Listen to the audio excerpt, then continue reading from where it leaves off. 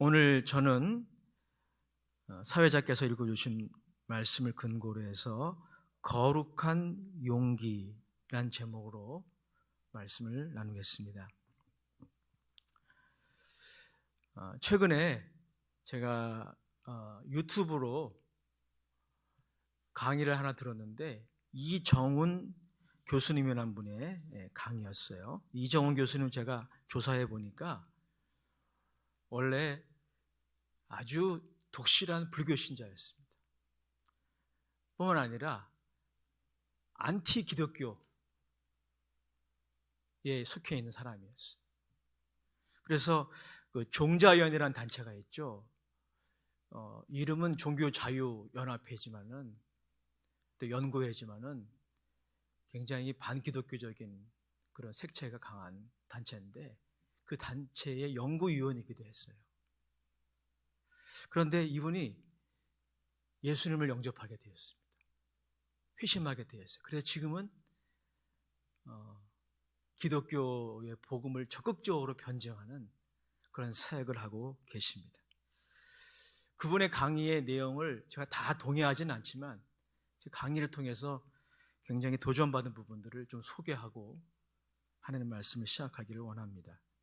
이분의 강의의 요지는 이 시대는 성경적인 가치관을 따라 살려고 하면 큰 용기가 필요한 시대라는 거예요. 그러니까 악한 시대라는 것이죠. 시대가 악할수록 그리스도인들이 성경적인 가치관을 따라 살려고 하면은 적은 용기가 아니라 큰 용기가 필요하다는 것이 그 특징이라는 거예요. 예를 들어 여러분 미국을 생각해 보십시다. 미국은 우리나라의 동맹 국가이긴 한데 청교도가 세운 나라 아닙니까? 청교도 정신, 그 성경적인 가치관 위에 세워진 국가가 미국이에요. 그런데 오늘날 미국이 영적으로 쇠락해서 이제 미국에서 교수님의 표현에 의하면 이 미국에서 성경적인 가치관을 따라 말하고 뭔가를 주장하고 행동하려고 하면은 큰 용기가 필요하다는 겁니다. 큰 대가를 지불해야 한다는 거예요. 예를 들어 미국에서 실제로 있었던 일인데요. 한 목회자에게 줄의 제의가 들어왔어요. 근데 그 커플이 동성애 커플인 거예요. 그래서 목회자가 자신의 신앙의 양심을 따라 거절했어요. 그런데 이 동성애 커플이 이 목회자를 고소했습니다. 그래서 굉장히 큰 벌금을 낼 수밖에 없는 미국 사회가 그렇게 된 겁니다. 뿐만 아닙니다, 여러분. 크리스찬이 운영하는 빵집이 있었는데 그 빵집에 동성애 커플이 자신의 결혼을 축하하는 케이크를 주문했어요. 이 빵집 주인이 동성애 커플이라는 것을 알고 거절했어요. 그리고 고발을 당했습니다. 지금도 제가 알기로는 지금도 그 고소와 고발이 해결되지 않은 것으로 그렇게 알고 있습니다. 여러분, 이것이 바로 오늘날 우리가 살고 있는 시대. 그래서 시대가 악할수록, 시대가 어두울수록 그리스도인들이 그리스도인으로 살려고 하면은 큰 용기를 가져야 돼요. 우리 한국은 어떠합니까? 특별히 요즘 예수 믿는 사람들이 나 예수 믿습니다라고 말하려면 용기가 필요한 시대에 우리는 살고 있죠. 여러 가지 이유로 그 이유에 대해서는 이 시간 다 나눌 수 없어요. 여러 가지 이유로 여러분 교회가 사람들로부터 정죄의 대상이 되고 있고 그리고 되어져 왔습니다. 참 안타까운 것은 코로나19가 확진되는 사례가 뉴스에 보도될 때 탁구장이나 방문 판매 그리고 카페, 식당에서 나오면은 사람들이 거기에 도덕적인 의미를 부여하지 않습니다. 그냥 그러려니 조심해야 되겠다, 이 정도로 해석하고 끝내요. 근데 언제부턴가 교회에서 코로나가 나왔다라고 하면 사람들이 거기에 도덕적인 잣대를 들이댑니다.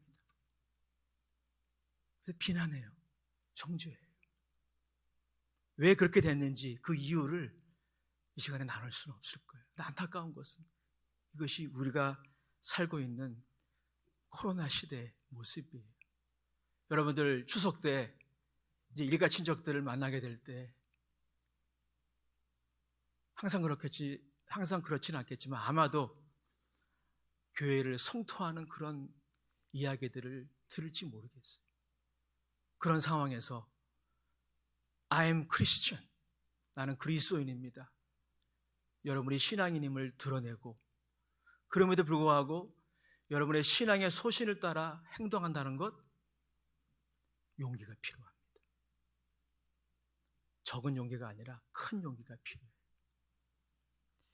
이종훈 교수의 강의의 핵심 메시지는 그래서 다음과 같습니다. 이런 시대에 그리스도인들이 거룩한 용기를 가지고 사람들에게 미움을 받을 용기도 가져야 된다. 불의한 일을 행해서 미움받는 거 말고 성경적인 가치를, 성경적인 진리를 수호하기 위해서는 세상으로부터 미움을 받을 것을 각오하는 그런 거룩한 용기가 필요하다는 거예요. 저는 100% 동의합니다. 불의를 행함으로 하나님의 영광을 가리고 사람들에게 피해를 줌으로 비난받는 것은 우리가 철저히 금해야 합니다. 그러나 성경적인 진리를, 성경적인 가치를 수호하는 그 일에 있어서 사람들에게 비난과 미움을 받는다 하더라도 그거를 감수할 수 있는 거룩한 용기, 이 시대를 살아가는 크리스찬들에게 꼭 필요한 용기인 것입니다. 여러분, 이 거룩한 용기가 이런 이유 때문에, 이런 영적인 이유 때문에만 필요한 것은 아닙니다. 특별히 코로나19 시대를 통과하면서 많은 사람들이 위기를 경험하고 있습니다. 경제적인 위기, 가정의 위기, 정서적인 위기, 또 심지어 교회의 위기까지, 공동체의 위기까지 경험하고 있는데, 이 위기를 극복하고 돌파할 수 있는 그 비결도 바로 뭐냐면 이 거룩한 용기가 그것입니다. 그리스도인들이 거룩한 용기, 선한 용기를 회복해야 돼요. 담대해야 됩니다. 극히 담대해야 돼요. 그러지 않으면은 이 시대에 점점 악해져 가고 어두워지는 이 시대에 일어나 빛을 발할 수가 없는 것입니다. 여러분 모두 이러한 거룩한 용기의 소유자가 되실 수 있기를 주의 이름으로 축원합니다. 주님 안에서 극히 담대한 믿음의 대장부들이 되시기를 축원합니다. 오늘 여러분, 우리는 본문을 통해서 그러한 거룩한 용기가, 그러한 큰 용기가 필요했던 한 명의 인물을 발견하게 됩니다. 그 인물의 이름은 바로 에스더예요. 에스더는 유다인들이 페르시아의 포로민으로 살아갈 때 있었던 인물입니다. 유다 백성들은 하나님의 연단 가운데 뿔뿔이 흩어지게 되었고 급기야는 바벨론의 포로로 끌려갔죠. 바벨론이 70년 만에 망하고 페르시아 제국이 건설되었지만 그들의 형편은 별로 나아지지 않았습니다. 그러나 에스더는 당시 굉장히 미모가 출중했던 것 같습니다. 그래서 당시 페르시아의 왕 아하수에로 왕의 왕후가 됩니다. 그런데 이야기는 거기서 끝나지 않아요. 당시 페르시아의 포로민으로 살아갔던 유다 백성들을 미워했던 한 인물이 등장합니다. 특별한 이유도 없어요. 그냥 미워하는 거예요. 세상이 예수 믿는 사람들을 그냥 미워하듯이. 이 하만이라는 인물이 등장하는데 당시에 아하수에로 왕이 총애했던 총리였습니다. 그가 유다 백성들이 눈에 거슬리는 거예요. 그래서 급기야는 유다 백성들을 그 페르시아의 제국에서 박멸하고자 계획합니다. 그 계획을 또 왕이 재가를 해요. 이제 여러분, 시행만 남은 것입니다. 이걸 누군가가 막지 않으면 하만의 계획대로 유다 백성들은 포로민으로 생활하는 것도 고생스러운데 그 이방 땅에서 다 죽게 생겼어요.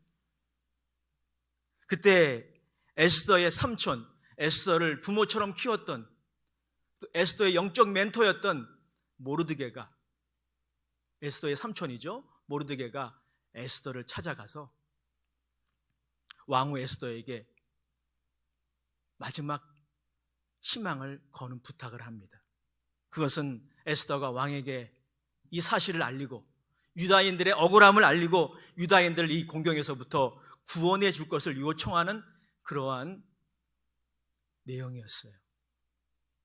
그러나 이러한 모르드게의 요청에 에스더는 예스라고 대답할 수 없었습니다. 왜냐하면 당시에 아하수에로 왕은 늘 이 반역자들의 유업으로부터 자신을 지켜야 했기에 왕이 있는 내실에 왕으로 할지라도 왕이 부르지 않는데 들어갈 수가 없었어요.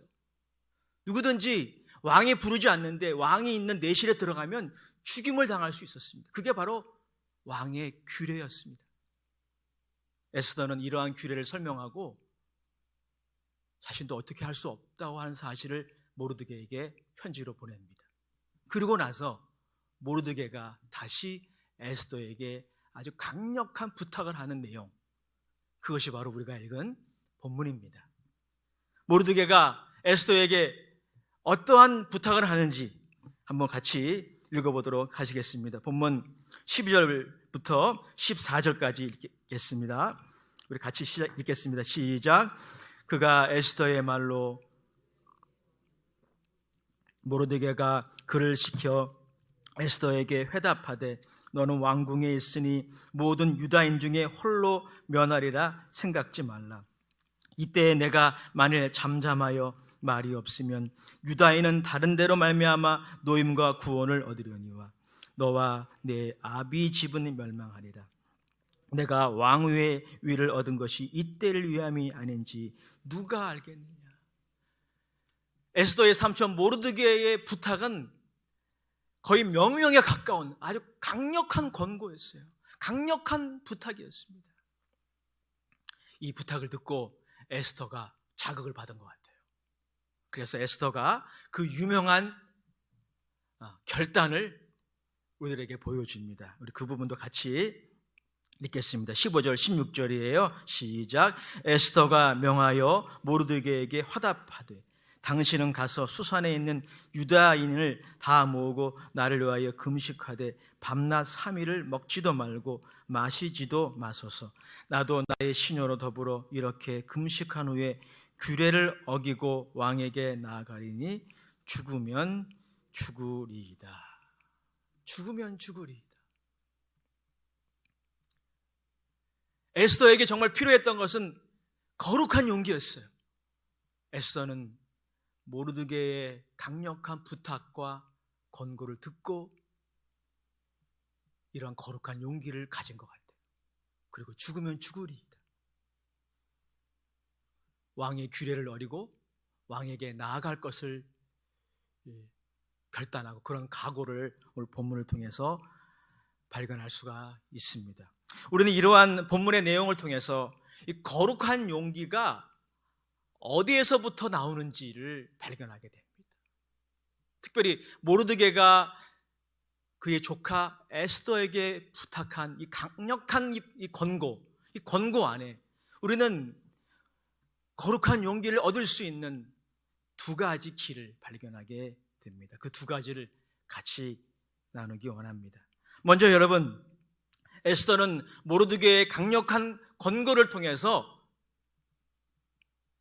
눈에 보이는 아하수에로 왕보다 하나님을 더 두려워하게 된 것입니다. 여러분, 이것이 바로 우리가 거룩한 용기를 가질 수 있는 길이에요. 아하수에로 왕 누구입니까? 날아가는 새도 떨어뜨릴 수 있고 얼마나 그 위험이 대단했던지, 왕의 내실에 왕이 부르지 않고 들어가면 다 죽는 거예요. 그럴 정도의 두려운 존재였습니다. 그러나 오늘 모르드게는 에스더에게 뭐라고 공고합니까? 하나님이 더 두려운 분이에요. 하나님이 더 두려운 분이에요. 그리고 이 하나님을 아하수에로 왕보다 더 두려워할 때 에스더가 거룩한 용기를 가지게 된 것입니다. 에스더는 모르드게의 강력한 권면을 통해서 하나님을 더 두려워하게 된 것입니다. 14절 말씀 다시 한번 읽어보겠습니다. 시작. 이때 내가 만일 잠잠하여 말이 없으면 유다인은 다른 데로 말미암아 노임과 구원을 얻으려니와 너와 내 아비집은 멸망하리라. 내가 왕위의 위를 얻은 것이 이때를 위함이 아닌지 누가 아느냐. 사랑하는 여러분, 우리가 어떻게 거룩한 용기를 가질 수 있을까요? 우리는 다 새가슴이죠. 약해요. 두려움이 많은 존재입니다. 하나님을 떠난 죄인의 특징은 두려움이 많다는 거예요. 그런데 여러분, 우리가 어떻게 이 두려움을 극복할 수 있을까요? 세상의 어떠한 권세자와 능력자보다 하나님을 더 두려워할 때, 하나님을 더 경외할 때 두려워하지 않을 수 있다는 것입니다. 여러분, 이 비결을 마태복음 10장에 보면 예수님께서 제 아들에게 말씀하신 것입니다. 예수님이 제 아들을 세상에 전도자로 파송하시면서 복음을 반대하는 사람들을 두려워하지 말라고 말씀하시면서 그들에게 하신 말씀이 있어요. 그 말씀에도 이렇게 기록되어져 있습니다. 마태복음 10장 28절에서 31절까지를 화면을 통해서 같이 확인해 보겠습니다. 같이 읽겠습니다. 시작. 몸은 죽여도 영혼은 능히 죽이지 못하는 자들을 두려워 말고 몸과 영혼을 능히 지옥에 멸하실 수 있는 이를 두려워하라. 너희 참새 2마리가 한 아사리온에 팔리는 것이 아니냐. 그러나 너희 아버지께서 허락지 아니하시면 그 하나라도 땅에 떨어지지 아니하리라. 너희에게는 머리털까지 다 세신 바 되었나니 두려워하지 말라. 너희는 많은 참새보다 귀하니라. 우리의 머리털까지도 세신 바 되신 하나님, 우리의 모든 것을 아시는 하나님, 우리의 모든 것을 주관하시는 하나님, 참새 한 마리도 귀하게 여기신다면은 우리를 얼마나 귀하게 여기시겠냐는 거예요. 그 하나님을 더 의식하고 더 두려워할 때 역설적으로 우리들을 비난하고 공격하는, 우리를 두려워하게 하는 여러 가지 요소들을 두려워하지 않을 수 있게 된다는 거예요. 여기에 바로 거룩한 용기의 비결이 있는 것입니다. 좀 더 쉽게 표현하면은, 여러분, 우리가 하나님 앞에서, 이 하나님 앞에서 우리의 머리털까지도 세신 바 되신 그 하나님 앞에서 살아갈 때, 이것을 여러분 라틴어로 코람 데오라고 하죠. 영어로는 before God이에요. 하나님 앞에서 살아갈 때 우리는 담력이 생기기 시작합니다. 사람들을 두려워하지 않는, 어떠한 권세자도 어떠한 재력가도 어떠한 사람도 두려워하지 않는 그런 거룩한 용기가 생기는 것입니다. 우리가 하나님의 칭찬을 사람의 칭찬보다 더 의식할 때 사람의 칭찬 때문에 들뜨지 않는 겁니다. 우리가 하나님의 평가를 사람의 평가보다 더 의식하고 두려워할 때 사람의 평가에 휘둘리지 않는 거예요. 이게 오늘날 위축되어져 있는 그리스도인들에게 필요한 것이죠. 그래서 여러분, 소명이란 책의 저자 오스기니스는 신앙을 이렇게 정의했어요. 여러분, 신앙이 뭡니까? 신앙생활이 무엇입니까? 그는 이렇게 정의했어요. 단 한 명의 최고의 청중 앞에서 살아가는 것.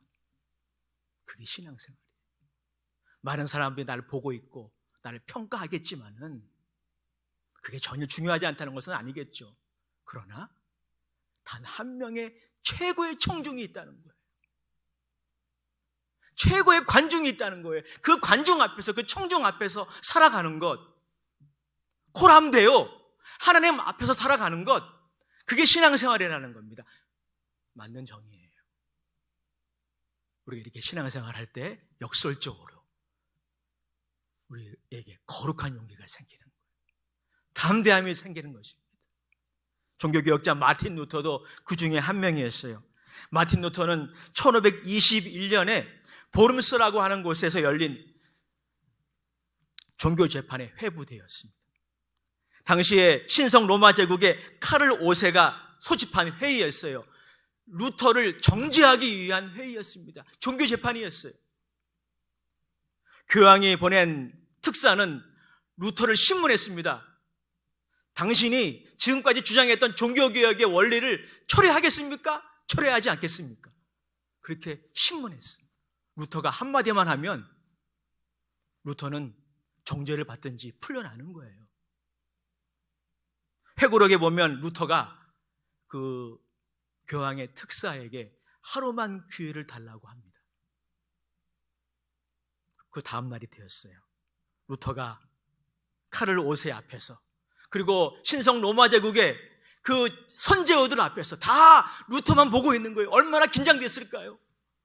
아마 제가 루터였다라고 한다면은 심장이 콩탕콩탕 뛰었을 것입니다. 두근거렸을 거예요. 자신이 말 한마디만 하면은 정죄받고, 그리고 사제로부터 완전히 자격을 상실하고 죽을 수도 있는 거예요. 루터는 다음 날 많은 사람들 앞에서 이렇게 얘기합니다. 나의 양심은 하나님의 말씀에 사로잡혀 있습니다. 나는 그 어떤 것도 철회할 수 없고 철회하지도 않을 것입니다. 나의 양심에 어긋난 행동을 하는 것은 옳지도 않고 나에게 안전하지도 않기 때문입니다. 주님, 내가 여기 서 있습니다. 나는 이렇게밖에 할 수 없습니다.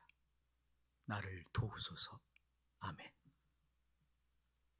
여러분, 루터에게 있는 이 거룩한 용기를 느끼십니까? 얼마나 느껴지시는지는 모르겠어요. 루터에게 있었던 이 거룩한 용기가 어디서 나온 겁니까?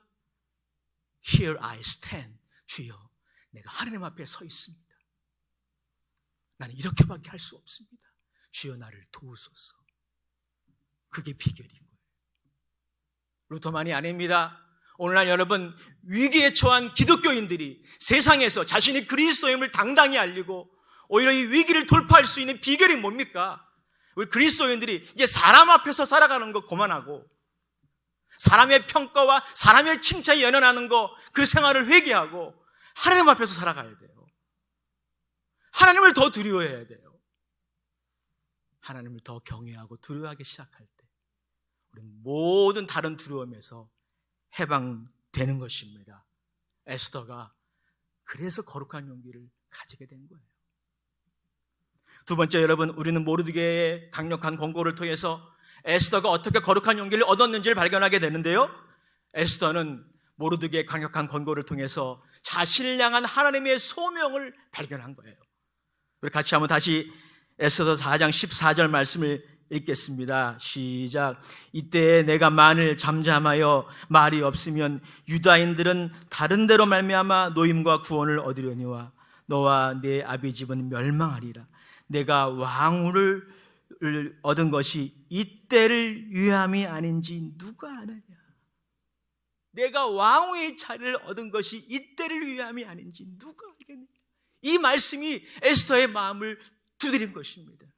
에스더는 자신의 왕후가 된 것이 그저 운이 좋아서 된 것이 아님을 깨닫게 된 거예요. 하나님이 유다인들을 이 위기에서 구원하기 위해서 미리 왕후가 되게 하셨다라고 하는 것을 발견한 거예요.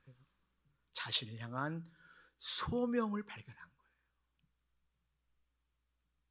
사랑하는 여러분, 이 소명의식이 바로 우리에게 거룩한 용기를 주는 거예요.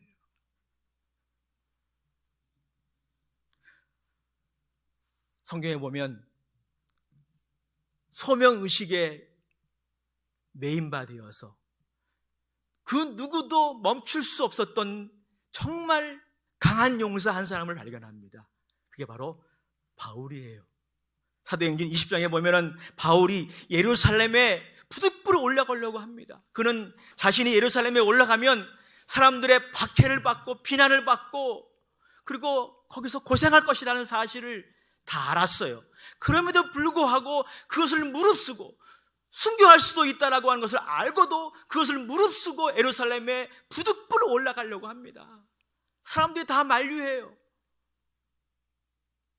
여러분, 그를 움직였던 그 거룩한 용기, 그 비결이 사도행전 20장에 보면 나와요. 20장 22절에서 24절에 이렇게 말씀하고 있는데요, 우리 같이 확인해 보도록 하겠습니다. 시작. 보라, 이제 나는 성령에 매여 예루살렘으로 가는데 거기서 무슨 일을 당하는지 알지 못하노라. 오직 성령이 각 성에서 내게 증거하여 결박과 환난이 나를 기다린다 하시나 나의 달려갈 길과 주 예수께 받은 사명 곧 하나님의 은혜의 복음 증거하는 일을 마치려 하면은 나의 생명을 조금도 귀한 것으로 여기지 아니하노라. 여러분, 바울이 어떻게 그렇게 거룩한 용기의 소유자가 되었습니까? 그가 태어나면서부터 그렇게 담력이 대단했던 사람이 아닌 겁니다. 그게 아니에요. 그에게 하나님의 소명이 있었고 그 소명을 바울이 발견한 거예요. 그리고 그 소명에 메인바디니까 그는 여러 가지 죽음과 고생을 무릅쓰고 예루살렘에 올라가겠다라고 하는 단호한 의지를 보입니다. 사도행전 21장 13절에도 이렇게 말씀하고 있습니다. 같이 읽어보겠습니다. 시작. 바울이 대답하되 여러분이 어찌하여 울어 내 마음을 상하게 하느냐. 나는 주 예수의 이름을 위하여 결박당할 뿐 아니라 예루살렘에서 죽을 것도 각오하였노라. 이게 바로 거룩한 용기.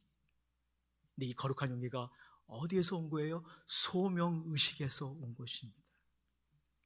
여러분, 우리가 거룩한 용기를 얻으려면 그래서 하나님의 소명을 발견하고 그 소명에 메인바돼야 돼요.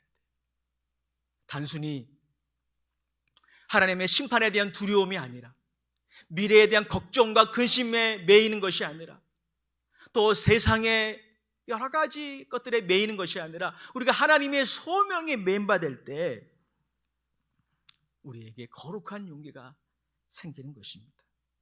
여러분, 소명은 무엇입니까? 지난주에 잠깐 제가 살펴본 바와 같이 소명은 이렇게 정의할 수 있어요.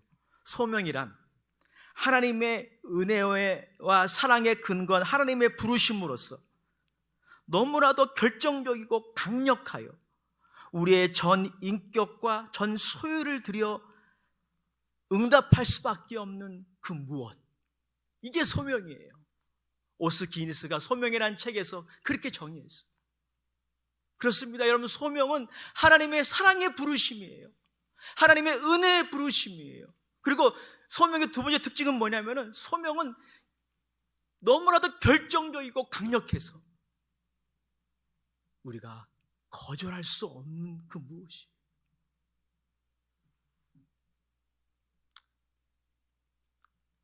여러분들을 사랑하신 하나님께서 여러분들을 부르셨기에 여러분들이 예수를 믿으신 것입니다. 여러분들 하나님이 사랑하셔서 여러분들을 부르셨기에 이 예배의 자리에 오신 것입니다. 이게 바로 소명이에요. 하나님이 여러분을 사랑하셔서 여러분들을 부르셨기에 누군가는 목회자로, 누군가는 재직으로, 누군가는 평신도로 하나님을 섬기는 거예요. 이게 여러분 소명의 특징이에요. 하나님의 사랑과 은혜의 강력한 표현. 그래서 거절할 수 없는 거예요. 이게 소명의 특징이에요. 놀라운 것은 바울이 우리에게 보여준 것처럼 이 소명에 메마될 때 세상의 정욕과 세상의 잘못된 문화와 미움, 근심, 염려 여기에 매면 우리 인생을 낭비하게 될 수밖에. 그런데 우리가 하나님의 사랑과 은혜에 기초한 이 부르심, 목회자만이 아닙니다. 모든 성도들을 하나님이 부르신 거예요. 그 부르심에 우리가 메인바될 때 그 거절할 수 없는 그 부르심에 우리가 사로잡힐 때 우리 안에 거룩한 용기가 생기는 것입니다. 그 누구도 멈출 수 없어요. 바울을 보십시오. 누구도 그를 멈출 수 없어요. 분명히 예루살렘에 올라가면 순교당할 수도 있고, 그리고 많은 위험한 일들이 있다는 사실을 바울도 알았고 주변의 사람도 알았어요. 주변의 사람들이 다 만류합니다. 그러나 그 누구도 바울을 막을 수 없어요. 바울은 소명이 있었기 때문에, 자신이 이루어야 할 사명이 있었기 때문에. 사랑하는 여러분, 놀랍죠? 이렇게 소명에 메인바되고 이렇게 사명에 메인바될 때 우리 안에 거룩한 용기가 생기는 거예요. 에스더는 자신의 소명을 발견한 것입니다. 자신이 왕후가 된 것에 하나님의 뜻이 있다는 것을 발견하게 되고 그 소명에 사로잡혀 죽으면 죽으리라, 죽음을 무릅쓰는 거룩한 용기로 유다인들을 구원하는 도구로 쓰임받지 않았습니까? 설교를 마치겠습니다. 한 달 전쯤에 우리 교회에 집사님 아버님이 갑자기 소천하셨어요. 여러분들 아실 거예요.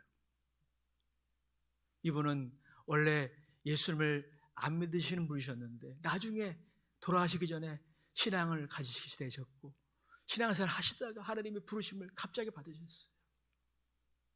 그런데 안타까운 거는 그 집사님의 그 아버님의 그 친척들이 다 예수를 안 믿는 분이에요. 그래서 기독교식으로 장례를 했는데 그 가족들이 하관 예배만큼은 유교식으로 하자, 이렇게 제의를 했대요. 제가 유료예배 가서 들은 얘기예요. 그런데 집사님이 안 된다, 하관 예배도 기독교식으로 해야 된다. 그렇게 고집을 부릴 때 얼마나 마음이 두근거렸을까요? 쉽지 않았을 거예요. 그런데 하관 예배를 드리는 그 장지까지 가서 목회자가 가지 못하니까 우리 교회에서 장례를 진행했다면 제가 가겠지만 그렇지 않았어요. 저도 못 가고